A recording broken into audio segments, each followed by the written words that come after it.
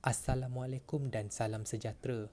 Saya Ahmad Razif bin Ahmad Rashidi, nombor kad matrik 295737 daripada Pusat PJJ PIS Kuantan, merupakan Ketua Kumpulan bagi Tugasan Berkumpulan Asas Pentadbiran Awam GMGA 1013,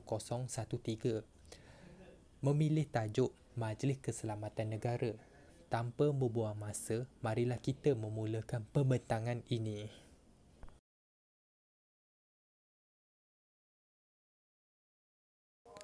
Assalamualaikum dan salam sejahtera. Saya Ahmad Razif bin Ahmad Rashidi, nombor kad matrik 295737, merupakan pembentang pertama bagi kumpulan ini yang akan membentangkan pengenalan Majlis Keselamatan Negara. Secara amnya, Majlis Keselamatan Negara ditubuhkan di bawah Jabatan Perdana Menteri Malaysia pada tahun 1971. Nama terdahulu dipanggil Majlis Gerakan Negara Maghren bermula pada tahun 1969 sehingga 1971. Tujuan asal Maghren ditubuhkan atas kesedaran pelbagai kumpulan betapa mustahaknya mengawal pelbagai kaum dan etnik yang terdapat di Malaysia, sehingga tercetusnya kejadian rusuhan kaum pada tanggal 13 Mei 1969. Seterusnya, Majlis Keselamatan Negara di bawah kawalan Ketua Setiausaha Negara KSN. Untuk pengetahuan semua, KSN sekarang adalah Tan Sri Muhammad Zuki Ali. Seterusnya, Majlis Keselamatan Negara juga merupakan agensi diamanahkan dalam mentadbir dan mengkoordinasi pelaksanaan dasar-dasar berkaitan keselamatan Malaysia. Ini secara tidak langsung sebuah pasukan petugas keganasan operasi khas juga dilancarkan pada tahun 26 Oktober 2016 di bawah Majlis Keselamatan Negara sebagai tindak balas terhadap aktiviti kekejian dunia. Pasukan operasi khas adalah gabungan antara Polis Diraja Malaysia, Angkatan Bersenjata Malaysia dan Agensi Penguatkuasaan Maritim Malaysia. Akhir sekali, Majlis Keselamatan Negara bertanggungjawab dalam menguruskan hal-hal berkenaan keselamatan di peringkat antarabangsa, negeri dan daerah akibat anasir-anasir komunis dan hubungan masyarakat yang renggang. Assalamualaikum dan salam sejahtera. Saya Ahmad Razif bin Ahmad Rashidi, nombor kad matrik 295737, akan mengupas topik berkaitan 9 teras nilai-nilai dasar keselamatan negara Malaysia. Secara khususnya, Majlis Keselamatan Negara amat menitik beratkan keamanan dan kedaulatan negara dengan menubuhkan nilai-nilai teras untuk dipelihara, dikekalkan dan diperkukuhkan bagi menjamin keselamatan Malaysia. Antara nilai-nilai teras tersebut adalah seperti berikut. Nilai teras pertama merupakan kedaulatan dan keutuhan wilayah. Kedaulatan negara dan keutuhan wilayah merupakan teras kepada kestabilan dan keselamatan sesebuah negara. Kewujudan Persekutuan Malaysia seperti mana termaktub di dalam Perlembagaan Persekutuan yang merangkumi negeri-negeri Johor, Kedah, Kelantan, Melaka, Negeri Sembilan, Pahang, Pulau Pinang, Perak, Perlis, Sabah, Sarawak, Selangor, Terengganu dan wilayah-wilayah persekutuan hendaklah dipelihara dan diperkekalkan. Seterusnya, teras nombor 2 merupakan kestabilan sosial politik. Kestabilan sosial politik adalah penting dalam mewujudkan suasana aman dan harmoni di kalangan rakyat Malaysia. Kerajaan bertanggungjawab untuk menjunjung raja perlembagaan, demokrasi berparlimen, keluruhan perlembagaan, kedaulatan undang-undang, sistem pentadbiran persekutuan, menghormati dan menjamin hak-hak asasi rakyat berdasarkan perlembagaan persekutuan. Seterusnya, elemen ketiga merupakan kesepaduan nasional. Teras ini menerangkan Malaysia merupakan sebuah negara yang mempunyai pelbagai etnik budaya dan agama. Kesepaduan nasional merupakan teras kekuatan dan keselamatan negara. Kesepaduan negara akan terhasil melalui ikatan perpaduan di kalangan seluruh rakyat Malaysia. Teras empat yang digariskan oleh Majlis Keselamatan Negara adalah tadbir urus yang baik. Tadbir urus yang baik juga merupakan teras penting keselamatan negara. Ia bukan sahaja melibatkan sektor kerajaan tetapi juga sektor swasta. Ini kerana tadbir urus yang baik akan membolehkan sesebuah negara tersebut dapat melaksanakan dasar-dasar digubal menguruskan sumber-sumber negara dengan cekap dan berkesan. Seterusnya, teras kelima merupakan keutuhan ekonomi. Keutuhan ekonomi bermaksud negara mempunyai ekonomi yang mampan serta berdaya tahap terhadap ancaman-ancaman berkaitan dengan ekonomi dalam dan luar negara. Ekonomi yang tidak kukuh akan menjejaskan kestabilan negara akibat kemiskinan, pengangguran dan rasa tidak puas hati di kalangan masyarakat. Keutuhan ekonomi juga melibatkan penyertaan, pemilikan, pelibatan dan penguasaan rakyat Malaysia dalam memastikan kelangsungan ekonomi negara ini. Seterusnya, teras nombor 6 merupakan keadilan sosial. Keadilan sosial adalah teras penting dalam memastikan keselamatan negara, perlindungan hak asasi manusia bagi setiap rakyat Malaysia adalah selaras dengan peruntukan Perlembagaan Persekutuan dan Undang-Undang Antarabangsa yang dianggotai dengan reservasi oleh Malaysia. Semua rakyat Malaysia termasuk dari golongan minoriti hendaklah sentiasa dilindungi dan tiada mana-mana pihak akan dipinggirkan. Seterusnya, teras ketujuh merupakan pembangunan mampan. Pembangunan mampan adalah pembangunan yang memenuhi keperluan semasa serta masa hadapan bagi mencapai keseimbangan pembangunan ekonomi, sosial, demografi dan alam sekitar. Aspek keselamatan perlu diberi keutamaan dalam setiap perancangan pembangunan bagi memastikan kelangsungan sumber-sumber negara, kesejahteraan rakyat dan keperluan generasi akan datang sentiasa terpelihara. Seterusnya, teras ke-8 merupakan keselamatan rakyat. Perkembangan idea dan persekitaran keselamatan dunia menyaksikan perubahan daripada pendekatan keselamatan berpaksikan negara state certain security kepada pendekatan keselamatan berpaksikan insan people centric security, kesejahteraan, kebajikan dan hak-hak Malaysia di bawah Perlembagaan Persekutuan perlu dilindungi dan dijamin oleh kerajaan. Pada masa yang sama, hak-hak negara juga perlu didukung dan dipertahankan oleh rakyat dengan penuh semangat patriotik dan rasa bertanggungjawab terhadap keselamatan dan kelangsungan negara. Akhir sekali, teras nombor 9 yang digariskan di bawah Majlis Keselamatan Negara adalah pengiktirafan antarabangsa. Sikap pragmatik, berprinsip dan berkecuali Malaysia selama ini telah menjamin pengiktirafan dan kerjasama ekonomi, politik dan keselamatan yang berterusan dengan kuasa-kuasa besar serantau dan antarabangsa. Strategi ini diplomasi dua hala dan pelbagai hala yang dirangka secara menyeluruh disokong oleh pelaksanaan dasar hubungan luar yang konsisten semenjak kemerdekaan negara telah mewujudkan imej yang positif di peringkat antarabangsa sekaligus menjamin pengiktirafan berterusan terhadap kedaulatan dan kepimpinan negara.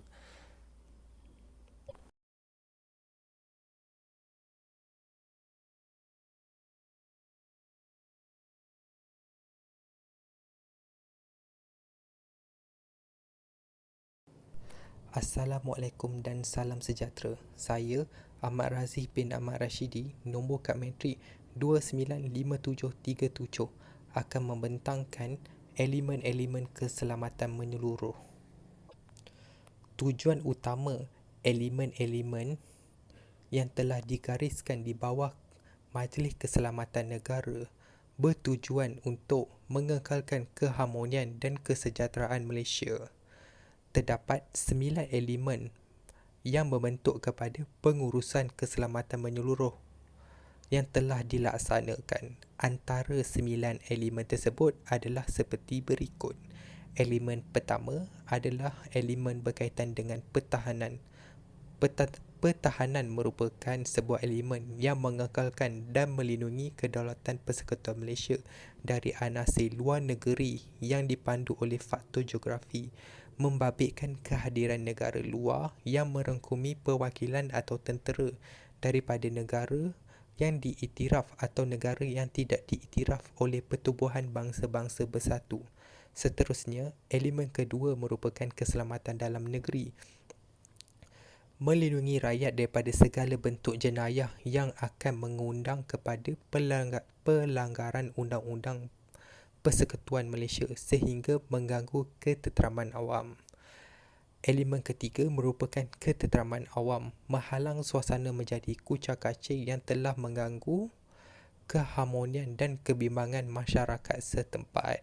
Seterusnya, elemen keempat merupakan keselamatan politik, bertujuan untuk melindungi organisasi asas di bawah naungan Parlimen Malaysia daripada ancaman campur tangan dan rusuhan pihak luar. Seterusnya, elemen kelima merupakan keselamatan ekonomi, bertujuan untuk mempertahankan negara daripada risiko yang menghalang daripada tercetusnya secara seimbang, integral, sejajar terhadap masyarakat dan perihal negara dalam pelbagai kegiatan serta rentetan aktiviti berasosiasi. Elemen keenam merupakan keselamatan masyarakat, bertujuan mengekalkan dan memastikan rakyat Malaysia hidup dalam keadaan makmur selaras dengan prinsip-prinsip rukun negara. Seterusnya, elemen ketujuh merupakan keselamatan kesihatan awam, bertujuan untuk memastikan pentadbiran kesihatan umum di Malaysia tidak menghadapi kemudaratan berkadar tinggi kepada masyarakat dalam berhadapan ancaman biosecurity.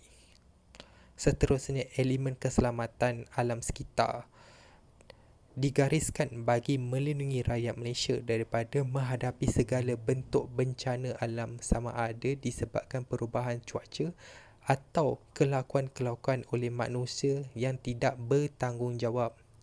Akhir sekali, elemen keselamatan awam bertujuan mencegah setiap orang daripada ancaman persekitaran aktiviti kehidupan seharian yang akan memberikan kesan negatif terhadap kemakmuran rakyat secara lazim.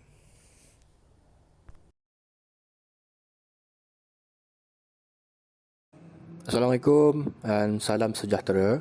Saya Syahrul Ramzani bin Alwi, nombor metrik 296521, akan membentangkan mengenai isu berkaitan keselamatan negara iaitu insiden pencerobohan di Lahad Datu Sabah pada tahun 2013.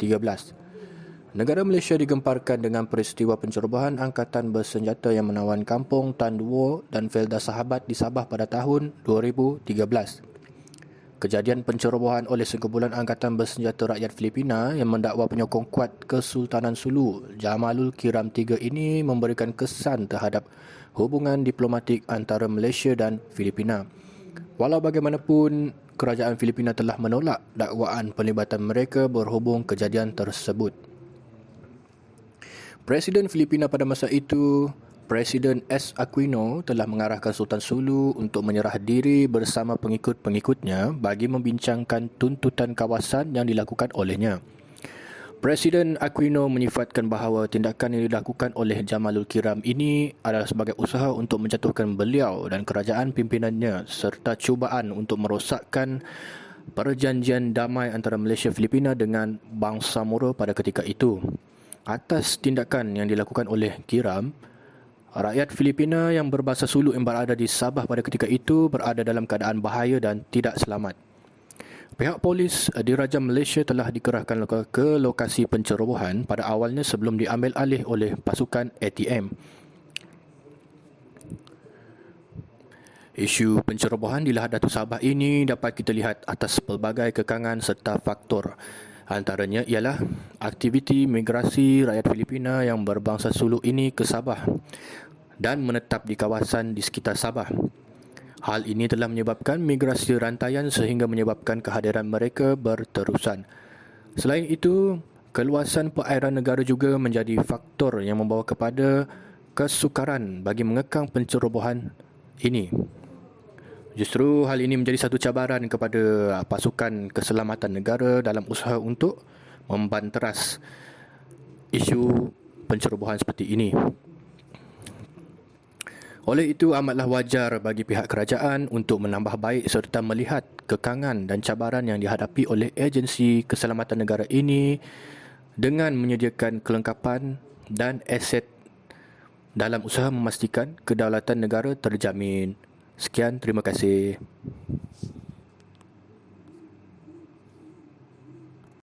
Assalamualaikum warahmatullahi wabarakatuh dan salam sejahtera. Saya Muhammad Ashraf bin Ishaq, nombor matrik 296483, akan membentangkan tentang isu berkenaan keselamatan negara iaitu isu wabak penyakit virus COVID-19. Dunia telah menghadapi satu wabak penyakit berjangkit pada penghujung tahun 2019 iaitu coronavirus, di mana negara Malaysia juga turut dilanda musibah ini yang mengorbankan ribuan nyawa sehingga membawa banyak perubahan kepada kehidupan manusia.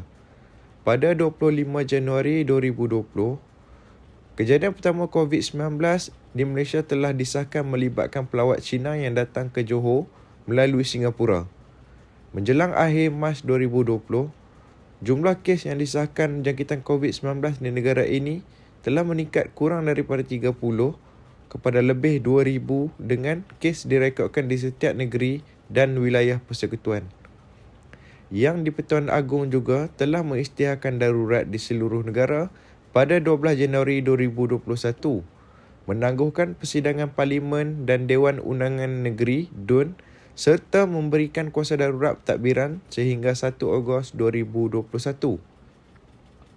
Wabak ini telah memberi kesan negatif kepada ekonomi Malaysia dengan menurunkan nilai mata wang Malaysia dan mengurangkan KDNK serta kesan sosial yang ketara kepada penduduk Malaysia. Permulaan pandemik ini pada awal 2020 bertepatan dengan krisis politik negara yang pada mulanya tidak berkaitan, yang menghalang tindak balas awal kerajaan dan gelombang jangkitan COVID-19. Pengisytiharan darurat seterusnya memburukkan lagi ketidakstabilan politik negara yang berterusan sepanjang 2020 dan 2021. Kerajaan baharu yang diketuai oleh Datuk Seri Ismail Sabri Yaakob telah ditubuhkan pada Ogos 2021. Oleh yang demikian, jelas isu wabak penyakit virus COVID-19 amat berkait rapat untuk agensi keselamatan negara ini membendung jangkitan penularan tersebut supaya tidak menjadi lebih parah terhadap rakyat Malaysia.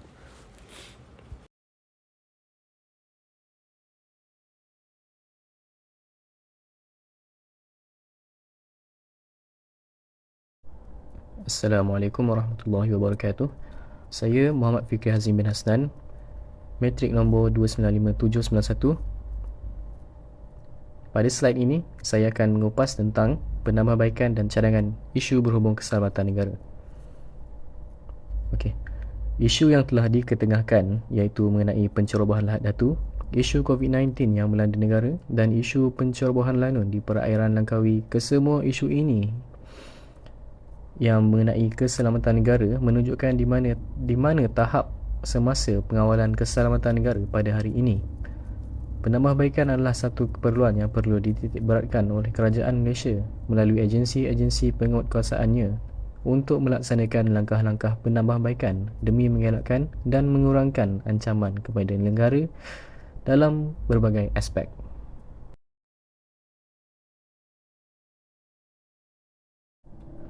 Seterusnya, di sini saya ingin bangkitkan kembali isu yang telah diketengahkan. Berhubung isu mengenai perairan Selat Melaka iaitu perairan negara yang menghubungkan sempadan Malaysia-Indonesia yang berlaku pada 14 Jun tahun 2005, di mana berlaku pembolosan sempadan di perairan Langkawi, Kedah oleh sekumpulan 10 orang lanun yang bertindak melakukan jenayah merampas kabel tangki yang bernama Neplin Delima milik sebuah syarikat dalam Malaysia yang membawa muatan 6,300 tan diesel yang bernilai RM12 juta. Baik. Tindakan jenayah oleh sekumpulan 10 orang lanun ini telah ditumpaskan oleh pasukan polis Marine yang berpangkalan di perairan Kepulauan Langkawi. Ini menunjukkan kepantasan dalam tindakan mencegah pasukan keselamatan negara adalah berada dalam tahap yang baik. Namun begitu, masih terdapat lubang atau kekurangan yang masih ada di sempadan perairan negara yang menghubungkan Malaysia Indonesia, iaitu di perairan Sabak Bernam, Selangor, yang juga merupakan jajaran perairan Selat Melaka. Di perairan ini tidak ada pangkalan pasukan keselamatan negara seperti unit pasukan polis Marine ataupun pangkalan maritim Malaysia yang memudahkan mereka bertindak lebih pantas untuk mengekang dan mencantas barang jenis pencerobohan dan ancaman yang datang dari luar kepada negara, terutama sekali kepada nelayan yang bekerja di perairan ini. Baik, antara cadangan yang boleh dilaksanakan berlandaskan strategi keempat dalam strategi memelihara teras negara di dalam dasar keselamatan negara adalah mewujudkan dan membina satu staging point atau sebuah pangkalan kecil yang bertindak sebagai transit untuk Badan Penguatkuasa Maritim Malaysia di perairan ini. Penekanan harus dilakukan kepada pembinaan staging point ini untuk memberi kemudahan kepada pihak maritim melakukan sebarang aktiviti keselamatan di perairan ini seperti tugas menyelamat mangsa sekiranya berlaku, mengawal kemasukan pendatang asing yang ingin masuk ke dalam negara secara haram ataupun mencegah bot pukat tunda dari negara jiran yang menceroboh perairan negara. Ini kerana pangkalan yang terdekat dari perairan Sabak Bernam berada di Pelabuhan Klang, Selangor dan juga Lumut, Perak yang memakan masa lebih kurang 3 jam perjalanan untuk sampai di perairan ini. Kepantasan pihak berkuasa maritim tidak boleh dinafikan sama sekali, tetapi dengan wujudnya staging point, iaitu satu lagi pangkalan transit baru di perairan Sabak Bernam, ini akan memudahkan bahkan meningkatkan lagi kebolehupayaan pihak maritim dalam menjalankan tugas pada tahap yang tertinggi, di samping dapat memperkukuh sempadan negara dari ancaman luar yang menggugat keselamatan perairan negara. Isu pencerobohan pengganas di Lahad Datu juga berpunca dari pelbagai faktor, antaranya ialah kekurangan aset yang merupakan tunjang kepada gerak kerja pasukan keselamatan negara seperti Angkatan Tentera Laut dan Maritim Malaysia. Kerajaan Malaysia menerusi Kementerian Pertahanan perlu memfokuskan penambahbaikan dari aspek kesiapsiagaan aset semasa yang berada dalam tahap yang tidak memuaskan jika dibandingkan mengikut negara serantau ASEAN.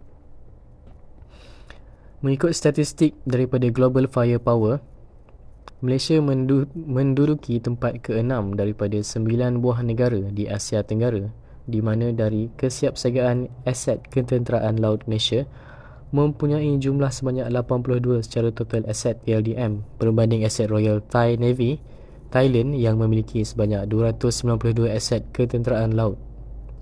Menurut Global Firepower, penambahbaikan aset yang berfungsi sebagai penggerak untuk mengawal perairan Lahad Datu harus ditambah baik mengikuti teknologi terkini seperti yang dihebahkan sendiri oleh Panglima Armada Timur, iaitu Laksmana Madya Datuk Sabli Zali, yang meminta kerajaan untuk menambah baik aset ketenteraan yang sangat berusia dan juga usang.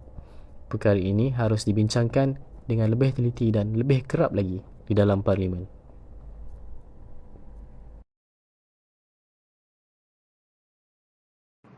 Seterusnya, kesimpulan.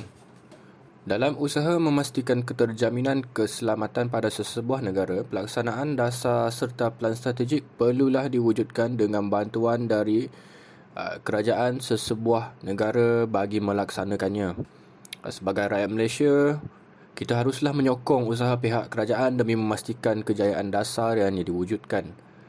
Dasar dan taktik yang digariskan dalam dasar keselamatan negara haruslah dilaksanakan oleh pihak kerajaan dengan mengambil kira pelbagai tahap ancaman terhadap persekitaran, keselamatan domestik, serantau dan global dalam usaha menjamin keselamatan dan kemakmuran rakyat di negara Malaysia.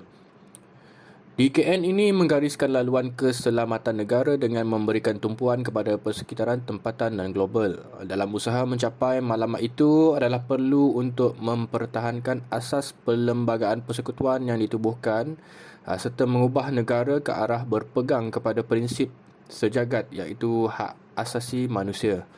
Nilai asas DKN dibangunkan secara holistik dengan mengambil kira komponen dalam sesebuah negara iaitu wilayah, kerajaan, rakyat, kedaulatan dan periktirafan antarabangsa. Pelaksanaan DKN akan dipantau dengan teliti bagi memastikan pelan tersebut berfungsi seperti yang diharapkan.